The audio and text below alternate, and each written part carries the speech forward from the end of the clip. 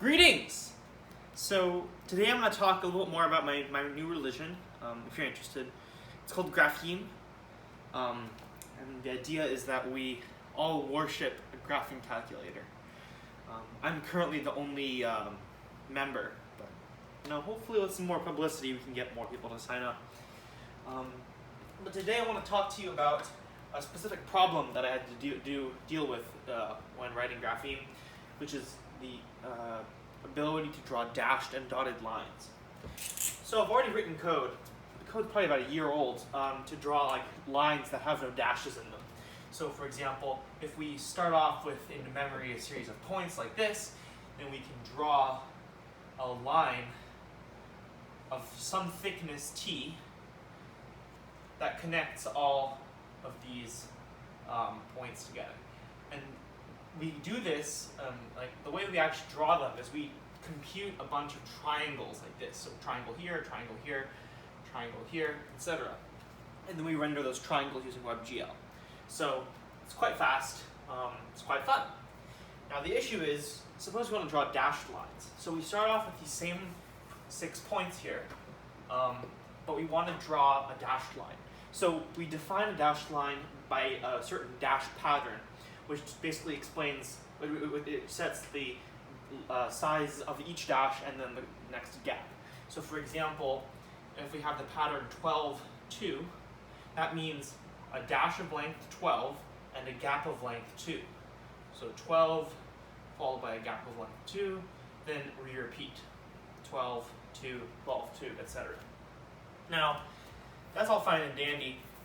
Another important thing to note is that if the dash pattern has odd length, so for example if it was 12, 2, 2, then we actually repeat the pattern twice before it goes beginning. So we have a dash of length 12, a gap of length 2, a dash of length 2, a gap of length 12, a dash of length 2, and a gap of length 2. And then we repeat from the start.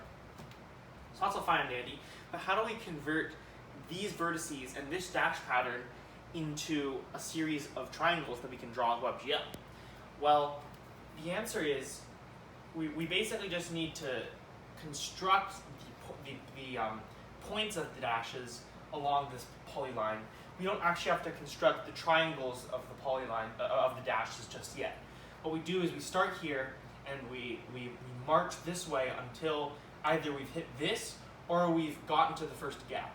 So we go, oh, okay, we've moved 12 pixels, so we have make a new point there. Then we move along 2, and then we make a new point, move along 2, make a new point, make a dash, move along 12, here, move along 2. Oh, wait, we moved, say, 1.5 pixels, but we got to the end.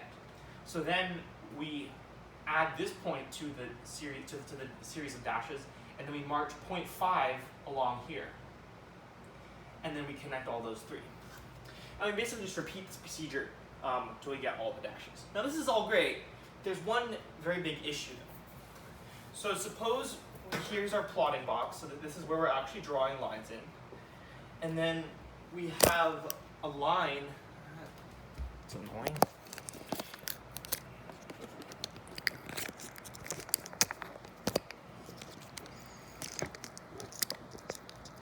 Sorry about that. We have a line that we want to dash that goes like this. This might happen when you are drawing a curve like tan of x, right? Because you have an asymptote that goes way down. So what do we do here? Well, if we just start dashing, we'll start making dashes here, and we'll be wasting a whole lot of time drawing dashes on this part of the line, which is not visible, and only a small portion of the dashes that we calculate will actually be there. And in fact, in extreme cases like tan of x, where you have an asymptote that literally goes to negative infinity, the number of dashes will be infinite. And so it will never even finish, it'll just crash, right? Now the way we deal with this is we sort of cull the vertices that are outside of the plotting box. So if we have some segment that goes like that goes like this, we intersect the segment with the box. More precisely, we actually intersect the segment with a box that, like this, which is a margin of negative thickness outside of the plotting box. Now we intersect this segment with that, so we get this segment now. There.